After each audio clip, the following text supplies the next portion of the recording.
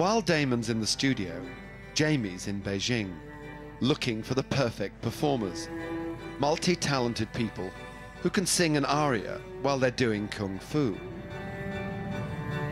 The ambition with this project is huge.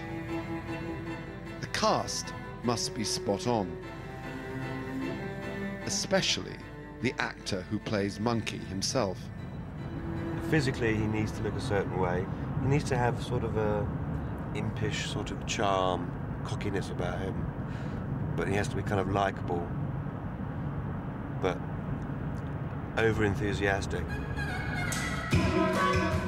Jamie feels confident he'll find exactly what he's looking for. I've never done this before. I've never cast anybody for anything. But, you know, how hard can it be? It might just be thousands and thousands. It might be like Chinese X Factor. It might be thousands of weirdos singing Madonna songs. I don't know. So. If only there were thousands of weirdos waiting to audition.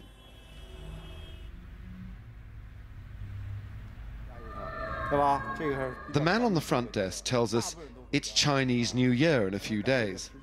Beijing is emptying. There couldn't be a worse time to try and cast a major show.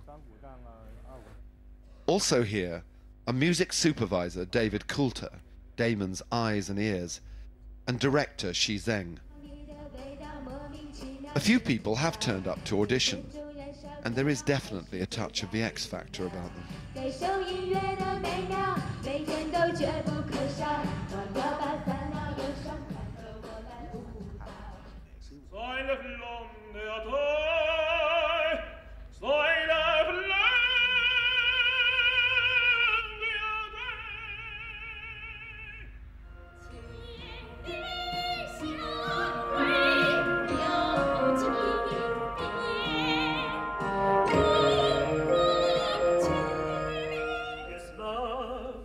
Changes everything, brings your glory, brings your shame.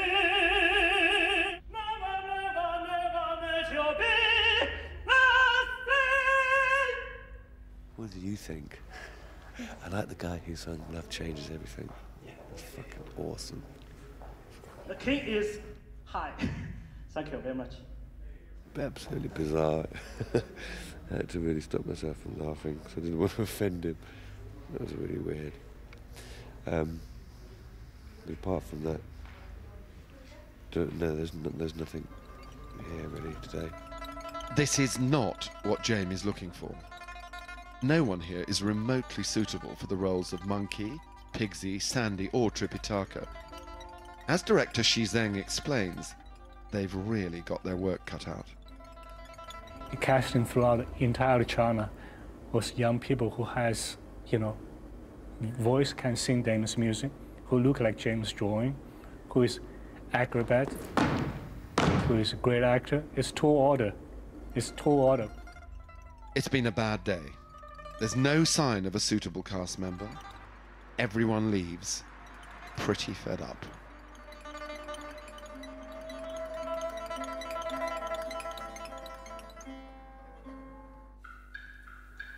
So what is Monkey? Well, it's not just a kitsch TV show. It's a masterpiece of Chinese classical literature, written by Wu Qianen in the 1500s. Well, essentially, it's a fantastic adventure. And, you know, in a way, in China, it's almost their creation story. Yeah. All the kind of Chinese or Far Asian countries all have their own version of it, and it all comes from the original. Monkeys fueled imaginations across the centuries, inspiring everything from historic scroll paintings to animated movies, from manga to cult cartoons, from Japanese woodblocks to Chairman Mao himself. To Mao, the maverick, mold-breaking spirit of Monkey was a source of fascination. It was during the Cultural Revolution that Chen Shizheng, the director of Monkey Journey to the West, first came across the story. I read the book when it's during the Cultural Revolution. My father's friend has hidden the classic book under her bed, on the floor, because it was not allowed to read. And I was a kid. I read a classic half sort of halfly understand, half just guessing the character, and was a dream world. You know, while the chaos and fighting, killing was going on, I was under the bed, trying to hide it from bullets shooting through people's window, reading this book, and brought me to other world that, you know, has brought another dimension of reality to my childhood. Xi Zheng was 4 years old when his mother was shot in front of him at a parade. For him, perhaps most of all, this opera represents an acutely personal journey.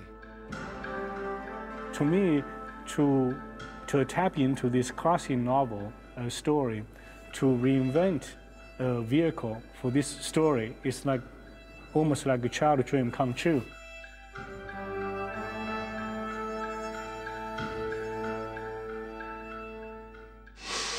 Xi Zheng isn't the first director to work on an opera based on Monkey. The story's been used in Chinese opera many times before, in many different versions. This one's from 1961.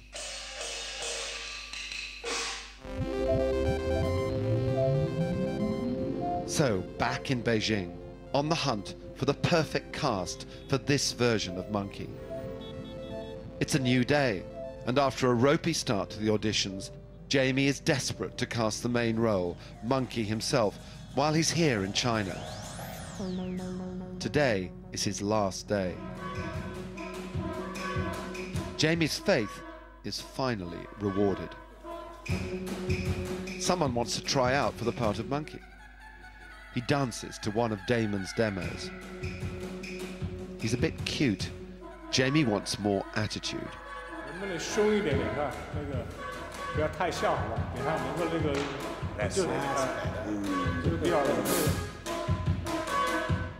This actor's responding well, so the team decide to take the audition further and see if he can sing.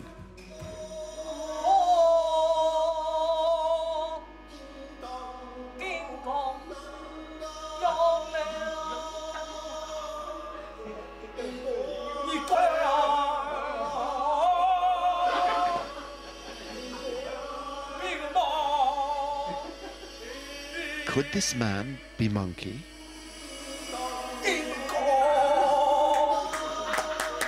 Very good, very good. I know exactly what I want, and he's probably got 10% of that. So he looks good, and he's just got a great sense of humour about him. He seems like he's fun, but I mean, I want to see some more, really. But Jamie won't be seeing any more monkeys, because this casting trip's over, poleaxed by Chinese New Year. The search for Monkey & Co. must continue, but for now, it's home time. Back in London, it's 4 months to curtain up. Today, the music for Monkey starts moving out of Damon Albarn's head and into the real world, with a real orchestra.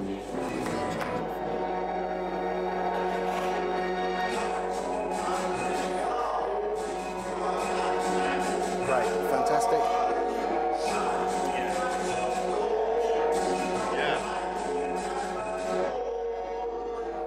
This is like a real important week for us because it's the first time. This is really we've organised this week so that Damon can get a sense of how the music is sitting, how it's sounding, how playable it is, because obviously it's all been created in the studio thus far.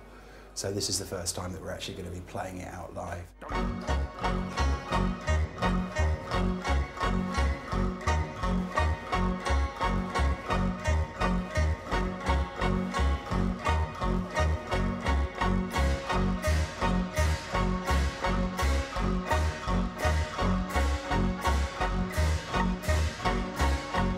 In order to get to grips with writing his first opera, Damon has created his own unique method of composition, inspired by an iconic communist symbol, the 5-point star.